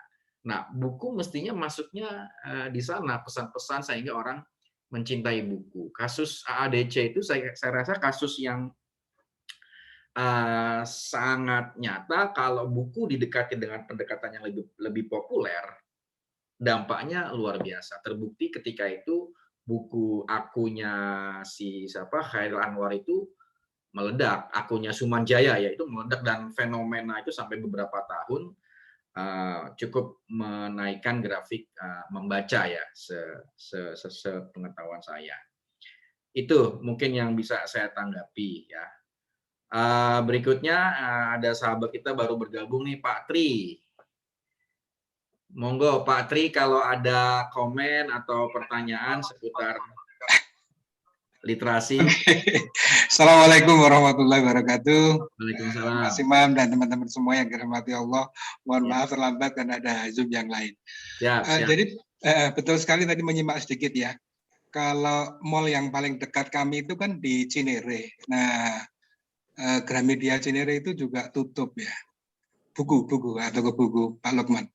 Ya, benar. Sebelumnya itu ini jauh sebelum pandemi kalau nggak salah, itu banyak sekali buku-buku yang diobrolkan di depan ya, seperti banyak sekali, dan melihat gitu juga sayang sekali sih, artinya bahwa buku-buku yang qualified yang meskipun mungkin agak oldies ya, agak lama, agak tua itu seperti itu. Jadi ya kembali lagi bahwa dengan buku-buku yang ada dan minat untuk membaca itu memang harus, menurut saya harus on the purpose, betul-betul untuk membuat satu habit. Jadi betul-betul sebagai guru, sebagai pendidik itu betul-betul untuk meyakinkan, untuk dengan tujuan bahwa bagaimana supaya anak didik kita atau siapapun anggota keluarga kita membaca. Itu seperti itu. Itu memang betul, dan it needs tadi Mas Imam jelaskan social engineering atau preconditioning lah. Nah, bahkan itu dengan ya disiplin, dengan reward juga, misalnya kalau anak mau membaca sehingga bisa lebih ada rewardnya dan sebagainya. Nah, memang di sekolah kami di Khalifah itu program literasi ini sangat sangat kami utamakan juga dengan selalu menaruh buku-buku itu di lorong-lorong kelas, Mas. Jadi yang sangat available lah ya, konsekuensinya mungkin bukunya juga agak kurang teratur atau kumuh atau apa, tapi it's okay gitu. Bahkan saya belajar dari expatriates, Mas, itu di WC, mohon maaf ini, di WC itu juga ada buku, Mas. Jadi kurang tahu sampai dengan sedemikian rupa untuk membuat satu habit. Itu, Mas. Jadi ya mungkin di mana-mana juga ada buku gitu ya, itu seperti itu. Jadi memang betul-betul on the purpose gitu loh. Dan kalau kita lihat, kalau kita bandingkan dengan seperti orang Jepang dan sebagainya, kami juga belajar dari Toyota di Jepang, kami tinggal di keluarga di sana, itu habit untuk membaca kita ini very far ya, jauh sekali gitu. Mereka itu di mana-mana membaca, anak kecil juga membaca. Makanya mereka adabnya, etikanya itu jauh lebih ter-establish, jauh lebih menjadi foundation gitu loh. Itu seperti itu. Jadi mereka lebih takut kalau anak-anak itu tidak mau antri daripada pintar matematika gitu ya. Betul-betul rule-nya, kemudian juga bahkan seperti mobil itu kalau pelan ngelakson pun ya itu menjadi sesuatu yang tidak polite gitu ya. Harus sekali gitu. Nah, ini sesuatu yang bagaimana ya, misalnya peran kami terutama di sekolah ya, bagaimana hal itu bisa kami lakukan ya, termasuk tadi kembali lagi how to make it the habit of membaca buku gitu. Saya kira itu sebagai masukannya. Mohon maaf sekali teman-teman semua, kami terlambat, tapi I really enjoy. Salam kenal Pak Lukman, mudah-mudahan nanti bisa ketemu di lain waktu, dan network kita ini network yang luar biasa ya. Oke, Mas Imam, saya kira itu dulu sementara ini. Terima kasih sekali. Assalamualaikum warahmatullahi wabarakatuh. Ya. Assalamualaikum warahmatullahi wabarakatuh. Baik, para sahabat, Bapak Ibu sekalian, masih ada yang ingin bertanya meskipun kita sudah lewat dari jam yang direncanakan. Pak Hasan, masih ada yang ingin ditanyakan, Pak Hasan?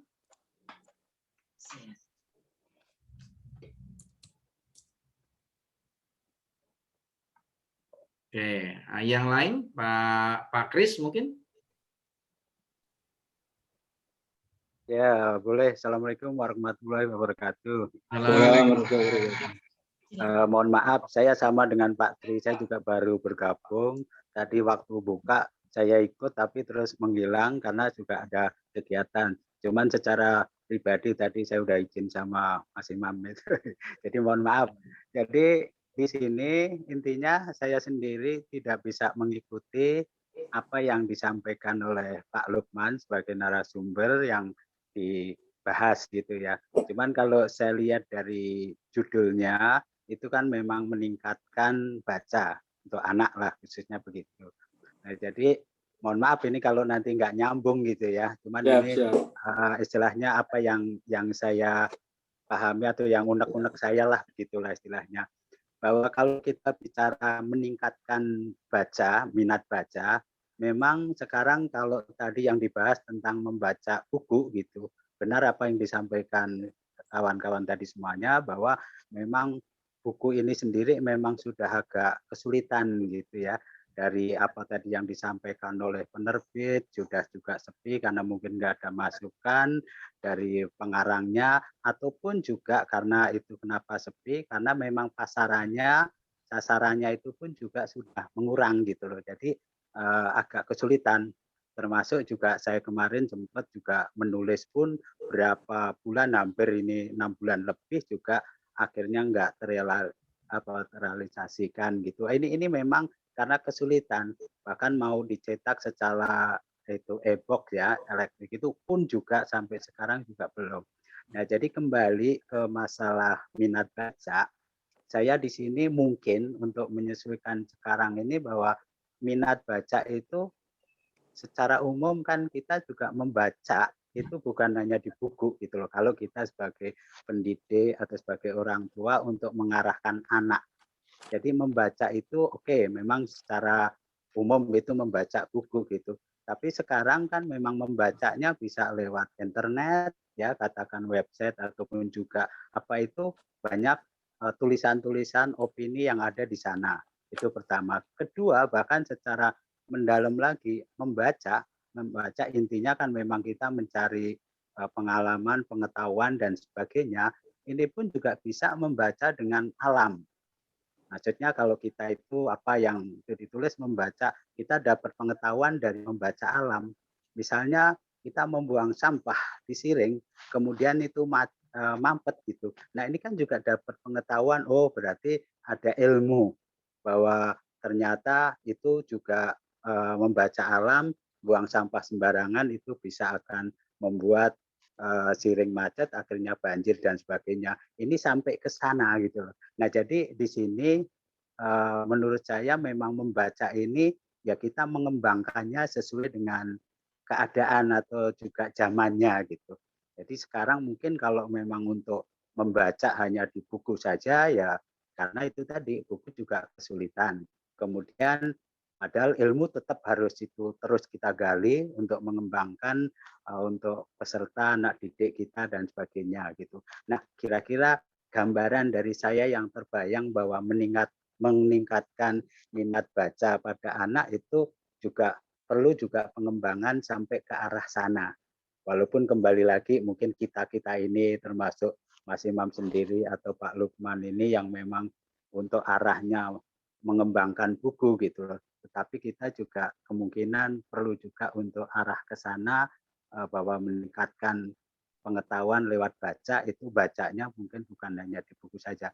Ini mungkin apa ya istilahnya unek-unek saya, mohon maaf kalau nanti ada hal yang kurang pas, tapi gambaran yang mungkin saya berikan di dalam kesempatan untuk pertemuan diskusi ini itu yang bisa kami sampaikan. Sekali lagi kalau nggak nyambung saya mohon maaf karena saya tadi tidak mengikuti semuanya.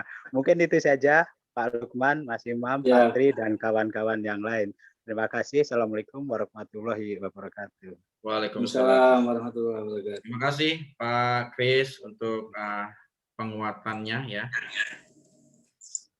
Baik, masih ada yang ingin ditanyakan Pak Edi atau Ibu Mazaya atau Pak Dava, Pak Nino, ada yang ingin ditanyakan Pak Nino?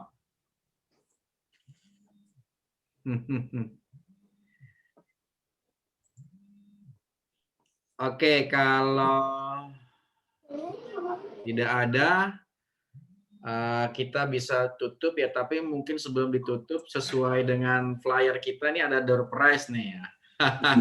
Rene Book mau ngasih door prize ini. Sebentar. Terserah. Halo, Ustaz Imam. Mohon Ya.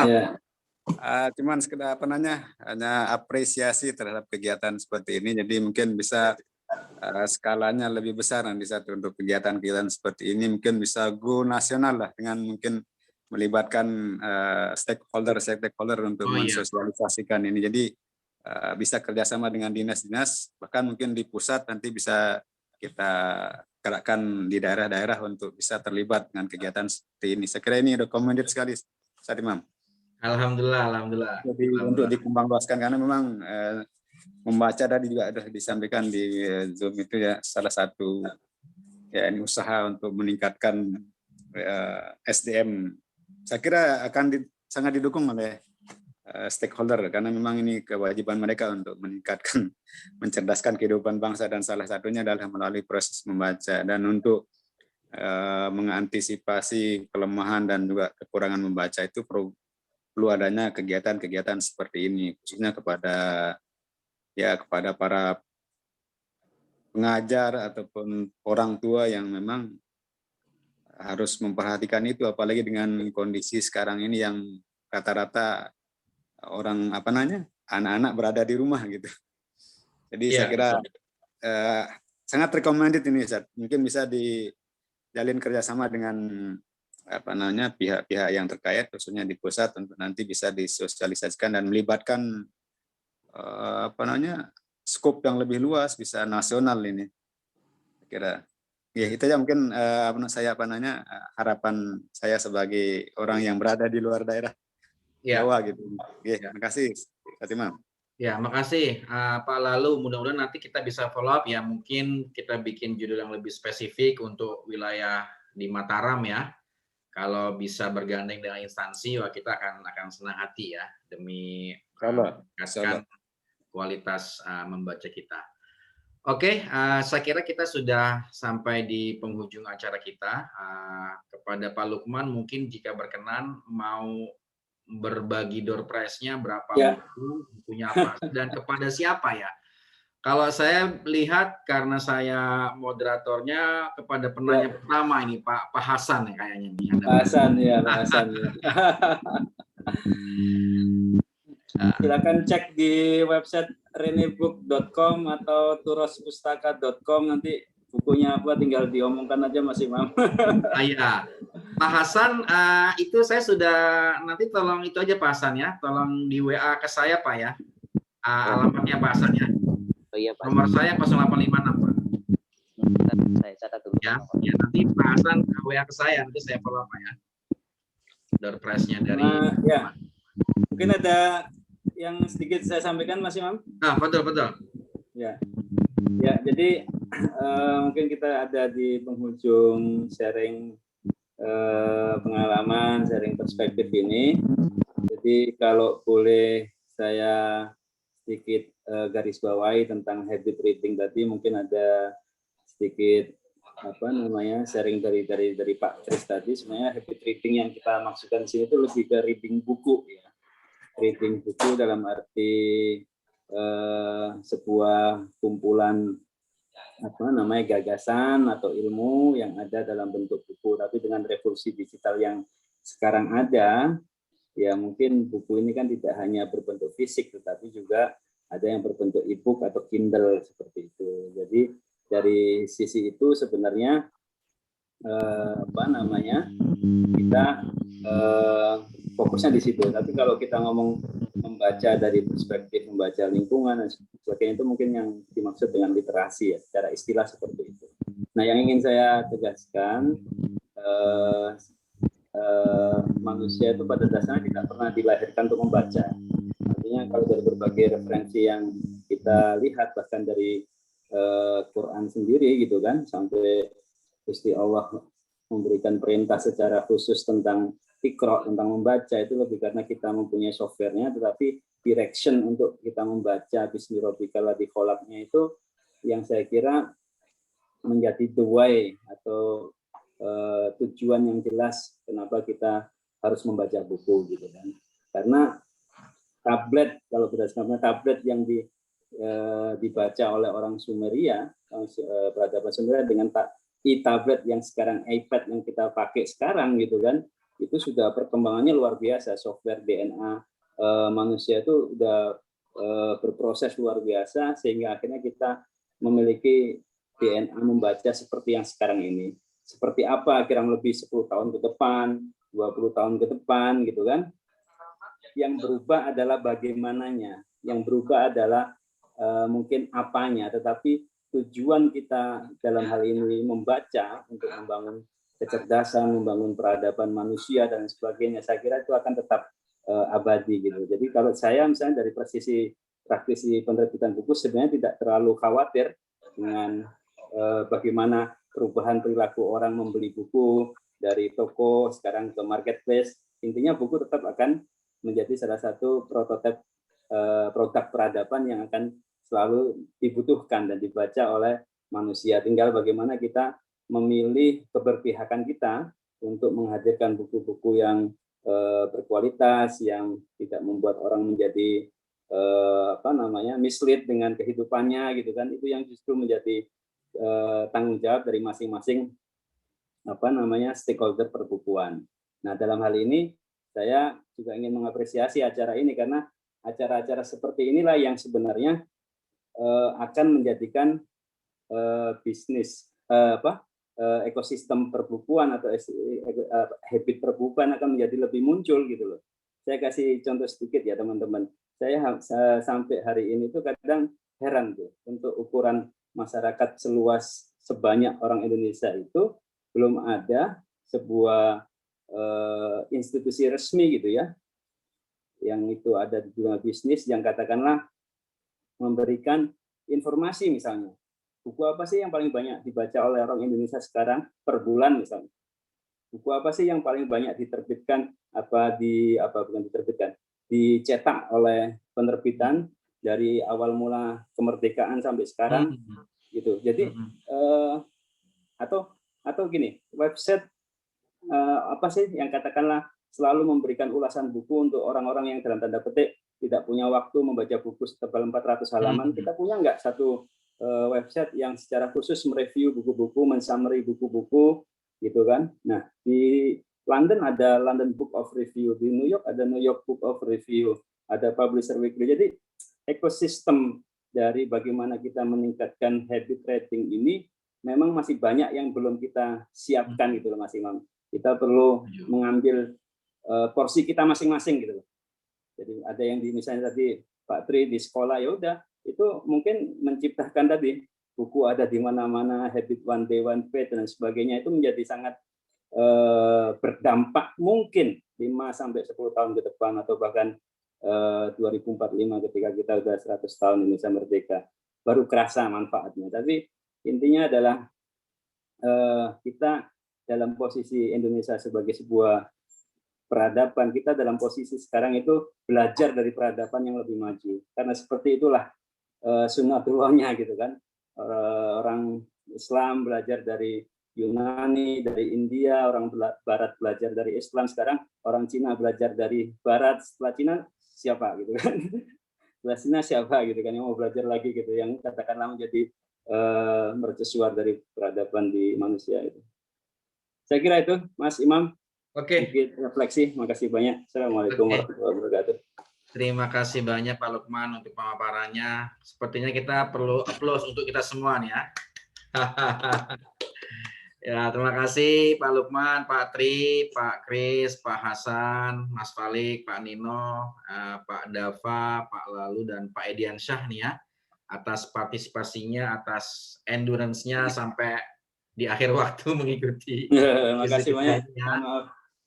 Mudah-mudahan apa yang kita sharingkan ini berdampak positif ya, memberikan kita wawasan, pengetahuan, dan yang lebih penting adalah semangat ya, semangat untuk meneruskan kerja-kerja budaya kita, kerja-kerja besar kita terhadap perbaikan bangsa kita, tentu dalam skala yang proporsional yang bisa kita lakukan ya.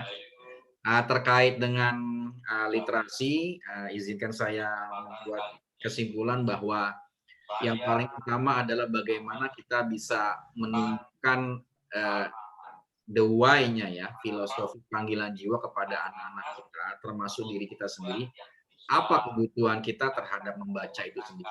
Itu yang harus kita jawab, sehingga kita menjadikan membaca tidak hanya kebutuhan, tapi betul-betul fundamental dalam kehidupan pribadi kita. Yang kedua adalah kita memang perlu membangun ekosistem, ya, ekosistem budaya, ekosistem sosial, ekosistem bisnis yang mana semua itu bergerak simultan untuk membangun hobi membaca itu sendiri. Ya. Saya kira itu menjadi summary-nya, mudah-mudahan bermanfaat untuk kita semua. Mari kita tutup dengan sama-sama membaca Alhamdulillah. Alhamdulillahirrahmanirrahim. Terima kasih semua Mas Lukman semuanya. Makasih Mas Imam, makasih Pak Lukman, ya. Pak Lalu Thohir dari Mataram juga, makasih. Pak Lalu pindah ke Mataram 18. Hasan ditunggu WA-nya ya, biar dikirim nanti bukunya. Oke, saya close ya. Assalamualaikum. Assalamualaikum ya. Waalaikumsalam.